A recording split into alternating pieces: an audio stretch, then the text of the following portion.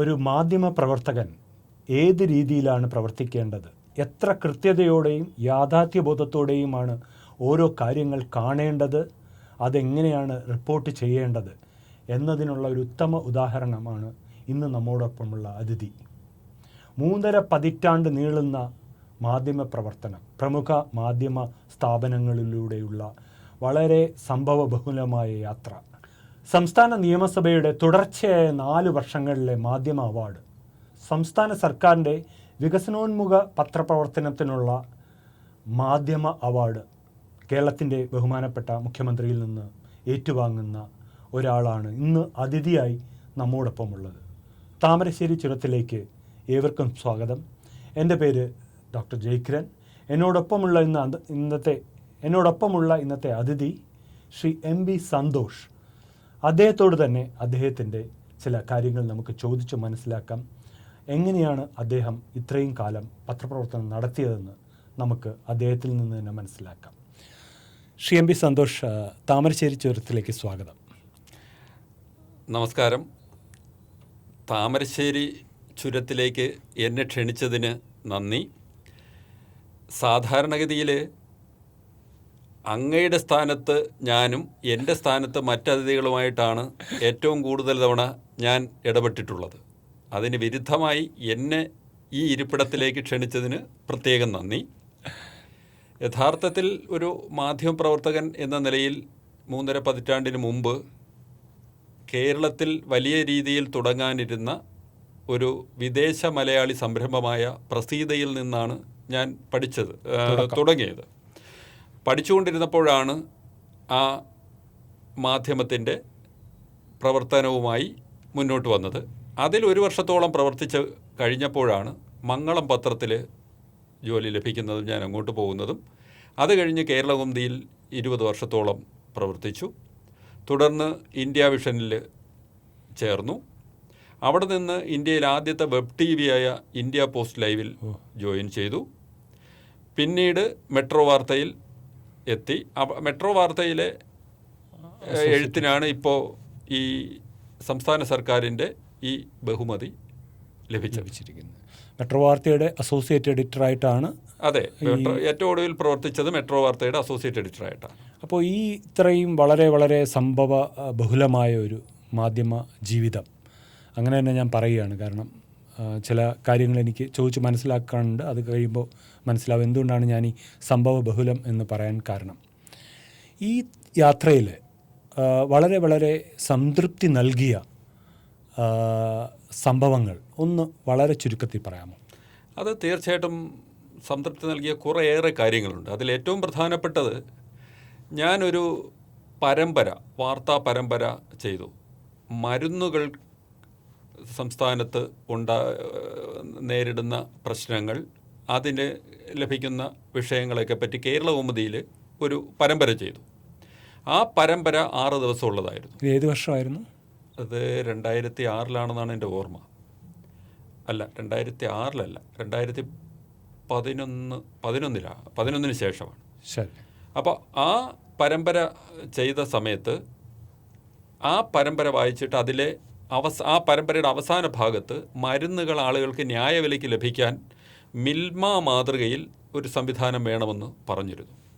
ഒരു നിർദ്ദേശമായിട്ട് വെച്ചതാണ്. ആ നിർദ്ദേശം വായിച്ചിട്ട് അന്നത്തെ ആരോഗ്യമന്ത്രി ശ്രീ അടൂർ പ്രകാശ്, അപ്പോൾ അദ്ദേഹം എന്നോട് പറഞ്ഞു, തീർച്ചയായിട്ടും ഇത് വളരെ നല്ല നിർദ്ദേശമാണ്, ഞങ്ങൾ ഈ രീതിയിൽ ഒരു പദ്ധതി തുടങ്ങുകയാണെന്ന് പറഞ്ഞ് അടുത്ത ദിവസത്തെ കേരളകൗമുദിയിൽ അതിൻ്റെ 1-ാം പേജിൽ ഏറ്റവും പ്രധാനപ്പെട്ട വാർത്തയായിട്ട് അത് വരികയായിരുന്നു. അതിനെ തുടർന്ന് അത് ന്യായവിലയ്ക്ക് മരുന്ന് നൽകാൻ കാരുണ്യ ഫാർമസികൾ തുടങ്ങാൻ തീരുമാനിക്കുന്നു. അത് അദ്ദേഹം പറഞ്ഞു 6 മാസത്തിനുള്ളിൽ കാരുണ്യ ഫാർമസികൾ കേരളത്തിൽ തുടങ്ങുമെന്ന്. അപ്പോൾ അതിനെ തുടർന്ന് ഞാൻ പറഞ്ഞു, ഞാനത് തുടർച്ചയായിട്ട് വാർത്ത ചെയ്യും. പക്ഷേ അത് 3 മാസത്തിനുള്ളിൽ ആദ്യത്തെ കാരുണ്യ ഫാർമസി യാഥാർത്ഥ്യമായി. അതിനെ തുടർന്ന് എല്ലാ MLA മാർക്കും ഇത് തുടങ്ങണമെന്നുള്ളൊരു ആവേശം വന്നു. അത് നിയമസഭയിൽ തന്നെ പറഞ്ഞു. അന്ന് നിയമസഭയിൽ മുഖ്യമന്ത്രിയായിരുന്ന ഉമ്മൻചാണ്ടി പറഞ്ഞത്, ഒരു നിയോജക മണ്ഡലത്തിൽ ഏറ്റവും കുറഞ്ഞത് 2 എന്ന ക്രമത്തിൽ സംസ്ഥാനത്ത് ഏറ്റവും കുറഞ്ഞത് 300 കാരുണ്യ ഫാർമസി തുടങ്ങുമെന്നാണ് പറഞ്ഞത്. പക്ഷേ നിർഭാഗ്യവശാൽ അത് കഴിഞ്ഞിട്ട് ഇത്രയും നാളായിട്ടും 80ഓളം കാരുണ്യ ഫാർമസി മാത്രമേ ഉണ്ടായി എന്നുള്ളത് അത് ഒരു യാഥാർത്ഥ്യമാവുമ്പോഴും അതെന്നിൽ ചെറിയ നിരാശ ഉണ്ടാക്കിയിട്ടുണ്ട്. പിന്നെ കേരളത്തിലെ ഏറ്റവും വലിയൊരു പ്രശ്നമായിരുന്നു മുല്ലപ്പെരിയാറിൽ അനധികൃത നിർമ്മാണം നടത്തുകയും നമ്മുടെ വെള്ളം തമിഴ്നാട് അനധികൃതമായി കടത്തിക്കൊണ്ട് പോവുകയും ചെയ്യുന്നു എന്നുള്ളൊരു സംഭവം ഉണ്ടായി. അപ്പോൾ അത് എൻ്റെ അടുത്തൊരു പ്രമുഖ രാഷ്ട്രീയ നേതാവ്, അദ്ദേഹം ഇന്ന് മന്ത്രി ആയതുകൊണ്ട് ഞാൻ അദ്ദേഹത്തിൻ്റെ പേര് പറയുന്നില്ല, അങ്ങനെ ഒരു സൂചന നൽകി. അപ്പോൾ ആ വാർത്തയുടെ അടിസ്ഥാനത്തിൽ അവിടെ പോകണമെങ്കിൽ, മുല്ലപ്പെരിയാറിൽ പോകണമെങ്കിൽ നമ്മൾ കുമളി തേക്കടിയിൽ നിന്ന് ബോട്ടിലേ പോകാൻ പറ്റൂ, നമുക്ക് സ്വന്തമായിട്ട് പോകാൻ പറ്റും. ഇത് ഏത് വർഷമായിരിക്കും? ആ വർഷം എനിക്ക് കൃത്യമായിട്ട് ഓർമ്മയില്ല. അപ്പോൾ പോകാൻ പറ്റുകയുള്ളൂ. അങ്ങനെ അന്ന് അവിടുത്തെ MLA EM അഗസ്തി ആയിരുന്നു. അപ്പോൾ അന്ന് ഭരണം UDF ആണ്. EM അഗസ്തി MLA ഈ കാര്യം പറഞ്ഞപ്പോൾ അദ്ദേഹം പറഞ്ഞു അതിനുള്ള സാധ്യതയില്ല എന്ന് പറഞ്ഞ് നമ്മൾ നിർബന്ധിച്ചപ്പോൾ അദ്ദേഹം കൂടെ വരാമെന്ന് പറഞ്ഞു. അങ്ങനെ അദ്ദേഹം ഫോറസ്റ്റിൻ്റെ ബോട്ട് അറേഞ്ച് ചെയ്യും, നമ്മളവിടെ പോവുകയും ചെയ്തു. അപ്പോൾ അന്നുള്ളത് 136 അടി മാത്രമേ വെള്ളം കൊണ്ടുപോകാവൂ എന്നാണ് സുപ്രീം കോടതിയുടെ ഉത്തരവായിരുന്നത്. പക്ഷേ നമ്മളവിടെ ചെന്ന് നോക്കുമ്പോഴാണ് 142 അടി വരെ വെള്ളം കൊണ്ടുപോകത്തക്ക വിധത്തിൽ നമ്മുടെ കേരളത്തിൻ്റെ ഇതിൽ മണ്ണും കല്ലും ഇട്ട് ഇത് ഉയർത്തിയിരിക്കുകയായിരുന്നു. ഇതാരും കണ്ടുപിടിച്ചില്ലായിരുന്നു. അപ്പോൾ അത് ഞാനൊരു ഫോട്ടോ എടുത്ത്, അത് ശ്രീ EM അഗസ്തി ഇങ്ങനെ കൈചൂണ്ടി നിൽക്കുന്ന വിധത്തിലുള്ളൊരു ഫോട്ടോയും എടുത്ത് തിരിച്ചു വന്ന് അടുത്ത ദിവസത്തെ കേരളോദയയിൽ ഈ ഫോട്ടോ സഹിതം 1-ാം പേജിൽ വരികയും അത് നിയമസഭയിൽ കോളിലൊക്കെ ഉണ്ടാക്കി. നമ്മുടെ അന്നത്തെ പ്രതിപക്ഷ നേതാവ് ശ്രീ VS അച്യുതാനന്ദൻ, അദ്ദേഹം അത് നിയമസഭയിൽ വലിയ പ്രശ്നമുണ്ടാക്കി. അന്ന് ജലവിഭവ മന്ത്രിയായിരുന്ന ശ്രീ TM ജേക്കബ് അതിനെ തുടർന്നൊരു സർവകക്ഷി യോഗം വിളിക്കുകയും ആ യോഗത്തിൻ്റെ നടപടികൾ തുടർന്നാണ് നമുക്ക് ആ മണ്ണും കല്ലും നീക്കം ചെയ്യാനും നമുക്ക് 136 അടിയിൽ നിന്ന് ആവശ്യമായ വെള്ളം ലഭിക്കുകയും ചെയ്യുന്ന ഒരവസ്ഥ വന്നു. പിന്നീട് കേരളത്തെ പിടിച്ചുകുലുക്കിയ ഒന്നാണ് ട്രഷറി തട്ടിപ്പ്. അത് പുറത്തു കൊണ്ടുവരാനായി. അതിനെ തുടർന്ന് ട്രഷറിയിൽ വലിയ പരിഷ്കരണങ്ങൾ വന്നു. പിന്നെ എനിക്ക് തോന്നുന്നത് വേറെ ഒരു വലിയൊരു തട്ടിപ്പിൽ നിന്ന് ആളുകളെ രക്ഷിക്കാൻ കഴിഞ്ഞ ഒരു ചാരിതാർത്ഥ്യവുമുണ്ട്. ഈ അലർജി രക്തപരിശോധന എന്ന് പറഞ്ഞ് കഴിഞ്ഞ ഒരു 4-5 കൊല്ലത്തിനിടയിൽ കേരളത്തിലെ എല്ലാ പ്രധാനപ്പെട്ട മാധ്യമങ്ങളിലും പത്രങ്ങളിലൊക്കെ 1-ാം പേജിലാണ് പരസ്യം വന്നത്. ആ പരസ്യം വന്നപ്പോഴാണ് ഞാനിതിൽ ഈ പരസ്യത്തിൻ്റെ സത്യസന്ധത ഒന്നറിയണമെന്ന് എനിക്കൊരു സംശയം തോന്നുകയും ഞാനതിൻ്റെ ഈ അലർജി മേഖലയിൽ പ്രവർത്തിക്കുന്ന ഡോക്ടർമാരോടൊക്കെ ചോദിക്കുമ്പോഴാണ് അവർ പറഞ്ഞത് ഇതൊരു വലിയ തട്ടിപ്പാണ്, അങ്ങനെ ആ രീതിയിൽ നമുക്കത് കഴിയില്ല എന്ന് പറഞ്ഞു. അപ്പോൾ അതിനെതിരെ നിരന്തരമായി രംഗത്തിറങ്ങുകയും അപ്പോൾ അത് അലർജി തട്ടിപ്പ് പുറത്തു കൊണ്ടുവന്നു. അപ്പോൾ അതിനെ തുടർന്ന് വലിയ രീതിയിലുള്ള പ്രശ്നങ്ങളൊക്കെ ഉണ്ടായി. പക്ഷേ എന്തൊക്കെ എന്നാലും ഇപ്പോൾ അലർജി രക്തപരിശോധനയുടെ പേരിലുള്ള തട്ടിപ്പിൽ നിന്ന് കേരളത്തെ മോചിപ്പിക്കാൻ കഴിഞ്ഞു എന്നുള്ളൊരു സന്തോഷമുണ്ട്. അപ്പോൾ അതിൽ മറ്റു പത്രങ്ങൾക്ക് വലിയ പരസ്യങ്ങൾ കൊണ്ട് കിട്ടിക്കൊണ്ടിരുന്ന ഒരു വരുമാനം നിലച്ചതിൽ ഒരുപക്ഷെ എതിർപ്പുണ്ടാവാം. പക്ഷേ എങ്കിൽ പോലും എനിക്കത് വളരെ സന്തോഷം തരുന്ന അനുഭവമാണ്. ഇങ്ങനെ കുറേയേറെ കാര്യങ്ങൾ പറയാനുണ്ട്. ഇത്രയും പറഞ്ഞത് തന്നെ എനിക്ക് കേൾക്കുമ്പോൾ തോന്നുന്നത് ഏതൊരു മാധ്യമ പ്രവർത്തകനും ഏറ്റവും അധികം സംതൃപ്തി നൽകുന്ന 4 കാര്യങ്ങളാണ് പറഞ്ഞത്. അതിൽ കാരുണ്യ ഫാർമസി എന്ന് പറയുന്നത് സാധാരണക്കാരൻ്റെ ജീവിതത്തിൽ വളരെയധികം സ്പർശിച്ച ഒരു സംഭവമാണെന്ന് എനിക്ക് കൃത്യമായിട്ട് അറിയാം. അപ്പോൾ എനിക്ക് ചോദിക്കാനുള്ള ഒരു ചോദ്യം, താങ്കളുടെ പല ലേഖനങ്ങളും ഞാൻ വായിച്ചിട്ടുണ്ട്, പ്രത്യേകിച്ചും പരിസ്ഥിതിയെക്കുറിച്ചിട്ടുള്ള കുറച്ച് ലേഖനങ്ങൾ. അപ്പോൾ ആ ലേഖനങ്ങൾ വായിക്കുമ്പോൾ മനസ്സിലാവും അത് വളരെ ആഴത്തിലിറങ്ങിച്ചെന്ന് ആ വിഷയം മനസ്സിലാക്കി ആ വിഷയത്തിൻ്റെ പല വശങ്ങളും എഴുതുന്ന ഒരു രീതിയാണ് താങ്കളുടെ കാണുന്നത്. ഇത് എനിക്ക് തോന്നുന്നു ഇന്ന് അധികം മാധ്യമങ്ങളിൽ നമ്മളിത് കാണുന്നില്ല. അതായത് കാര്യത്തിൻ്റെ വസ്തുതകളിലേക്ക് അകത്ത് കടന്നു ചെന്നിട്ട് റിപ്പോർട്ട് ചെയ്യുന്നത്. ഇതിനെക്കുറിച്ചൊന്ന് പറയാമോ? എങ്ങനെയാണിത് സാധിക്കുന്നത്? യഥാർത്ഥത്തിൽ ഒരു മാധ്യമപ്രവർത്തകൻ എന്നുള്ള നിലയിൽ ഏത് വിഷയം നമ്മൾ എഴുതാനോ ഇല്ലെങ്കിൽ അതിൽ രംഗത്തിറങ്ങുമ്പോഴും ആഴത്തിൽ പഠിക്കണം എന്നൊരു അഭിപ്രായമുള്ള ആളാണ് ഞാൻ. എൻ്റെ ഗുരുനാഥന്മാർ എന്നെ അങ്ങനെയാണ് ശീലിപ്പിച്ചത്. അപ്പോൾ ഞാൻ ഫോൺ ഉപയോഗിക്കുന്നതിൽ പരമാവധി ഇത്തരം ആളുകളെ ഫോണിലൂടെ സംസാരിക്കുന്നതിനേക്കാൾ ഞാൻ മുൻഗണന കൊടുക്കുന്നത് നേരിൽ പോയി സംസാരിക്കുക എന്നുള്ളതിനാണ്. ഫോണിലൂടെ അവർ കാര്യങ്ങൾ പറയും, പക്ഷേ നമ്മൾ നേരിട്ട് കാണുമ്പോൾ ഫോണിൽ പറയുന്നതിൻ്റെ പല മടങ്ങ് വിവരങ്ങൾ അവർ നമുക്ക് കൈമാറാൻ തയ്യാറാവും. ഫോൺ എന്ന് പറയുന്നതിൻ്റെ ഒരു പരിമിതി, ചിലപ്പോൾ നമ്മൾ വിളിക്കുന്ന സമയത്ത് അവർ വേറെ ഏതെങ്കിലും തിരക്കിട്ട ജോലിയിലായിരിക്കും, അല്ലായിരിക്കും. പക്ഷേ നമ്മൾ വിളിച്ച് ഒരാളിനോട് സമയം ചോദിച്ച് അവിടെ ചെല്ലുമ്പോൾ അവർ നമുക്കായിട്ട് തയ്യാറായിരിക്കുകയായിരിക്കും. അപ്പോൾ നമുക്ക് കൂടുതൽ വിവരങ്ങൾ കിട്ടും. ഒരു വിവരം കിട്ടിയാൽ ആ വിവരം അതിൻ്റെ പൂർണ്ണതയിലെത്തിക്കാൻ നമുക്ക് പിന്നെ പലരുമായിട്ടും സംസാരിക്കേണ്ടി വരും. പല വിവരങ്ങളും പലയിടത്തു നിന്നും എടുക്കേണ്ടി വരും. ഞാൻ സാധാരണ അത്തരം കാര്യങ്ങളിൽ എൻ്റെ വാർത്തകളിൽ പരമാവധി ഫാക്ച്വൽ എറേസ്, എന്നിട്ട് തെറ്റ് വന്നിട്ടില്ലേന്ന് ചോദിച്ചാൽ ചെറിയ ചെറിയ ഫാക്ച്വൽ എറേസ് ഉൾപ്പെടെ ഉണ്ടായിട്ടുണ്ടാവാം. പക്ഷേ ഏറ്റവും കുറച്ച് തെറ്റുകളും കുറ്റങ്ങളും ഉണ്ടാകണം.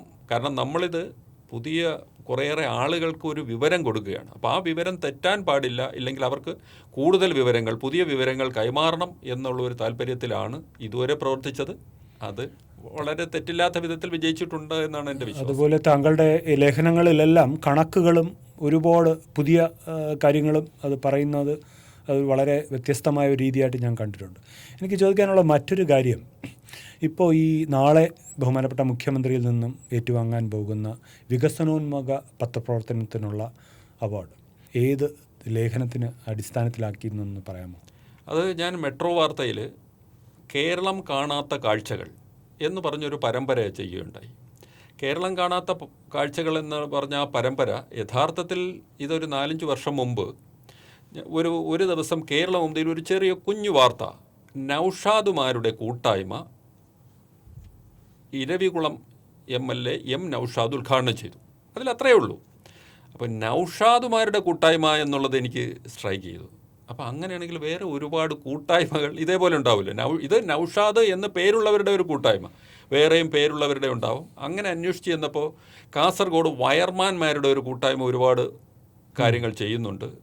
പിന്നെ അന്വേഷിച്ച് ചെന്നപ്പോഴത്തേക്ക് നിലമ്പൂരിൽ റെയിൻ ട്രാക്കേഴ്സ് എന്ന് പറഞ്ഞിട്ട് ഒരു കൂട്ടായ്മയുണ്ട്. അവർ മഴ അളക്കൽ, അങ്ങനെ അത് അവർ സ്വന്തം നിലയ്ക്ക് ചെയ്യുകയാണ്. മീനച്ചിലാറിൻ്റെ അവിടുത്തെ നദീ സംരക്ഷണ സമിതി ഇതുപോലെയുള്ള കാര്യങ്ങൾ ചെയ്യുന്നുണ്ട്. അപ്പോൾ ഇത്തരം കൂട്ടായ്മകളെക്കുറിച്ച് അപ്പോൾ ഞാൻ അന്ന് ഞങ്ങളുടെ ചീഫ് എഡിറ്ററായിരുന്ന ശ്രീ R. ഗോപികൃഷ്ണ സാറുമായിട്ട് സംസാരിച്ചപ്പോൾ സാറാണ് ഇത് ഈ ആദ്യം നൗഷാദിൻ്റെ കൂട്ടായ്മയെ പറ്റി സംസാരിച്ചപ്പോൾ ഞാനതൊരു ആ ഒരു കൂട്ടായ്മയെ പരിചയപ്പെടുത്താം എന്നുള്ള നിലയിൽ സാറിനോട് സംസാരിച്ചപ്പോൾ സാറാണ് പറയുന്നത് അത് കൂട്ടായ്മ അങ്ങനെയല്ല, ഇതൊരു വലിയ രീതിയിൽ ചെയ്യണം.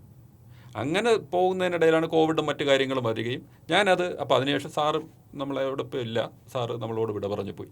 അപ്പോഴാണ് പിന്നെ ഈ രീതിയിൽ കേരളത്തിൽ വന്നിട്ടുള്ള വ്യത്യസ്തമായിട്ടുള്ള മാറ്റങ്ങളും ഇതുമൊക്കെ വന്ന്, അപ്പോൾ കേരളത്തിൽ ഈ കാട്ടാക്കട ഒരു കാലത്ത് വലിയ നെയ്യാറൊക്കെ ഉണ്ടെങ്കിലും വലിയ വരൾച്ച നേരിട്ടായിരുന്നു. അവിടുത്തെ ജലസമൃദ്ധി, നമ്മുടെ ഇവിടെ തന്നെ തിരുവനന്തപുരം ജില്ലയിൽ തന്നെ വെഞ്ഞാറമൂടിനടുത്തുള്ള പുല്ലമ്പാറ ഡിജി പദ്ധതി, പെരുങ്കൂർ പുസ്തക ഗ്രാമം, പിന്നെ ഈ നേരത്തെ പറഞ്ഞ നിലമ്പൂരിലെയും മീനച്ചലിൻ്റെയും അനുഭവം, പിന്നെ ഈ മാലിന്യം വരുമാനമാർഗമാക്കിയ തദ്ദേശ സ്ഥാപനങ്ങൾ, അങ്ങനെ വിവിധ മേഖലകളിലുള്ള കൂട്ടായ്മകളുടെ പ്രവർത്തനങ്ങളെ വച്ചുകൊണ്ട് കേരളത്തിൽ ഇങ്ങനെയും നടക്കുന്നുണ്ട് കുറേയേറെ കാര്യങ്ങൾ എന്ന് പറഞ്ഞ് അത് പരിചയപ്പെടുത്തുകയായിരുന്നു ആ പരമ്പര.